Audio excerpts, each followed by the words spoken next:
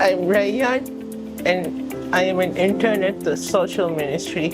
Hi, I'm Iska and I work with him. I've been working in the ministry's IT department for the past 3 weeks. He's been learning how to do printer installations, scanner installations, some basic IT help desk stuff, helping people install softwares.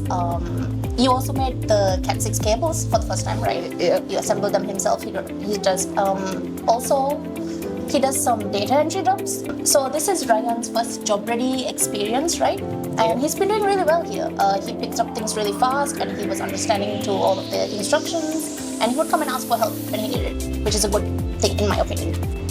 Because of the job readiness training, I've been better at talking to people and being with people as well.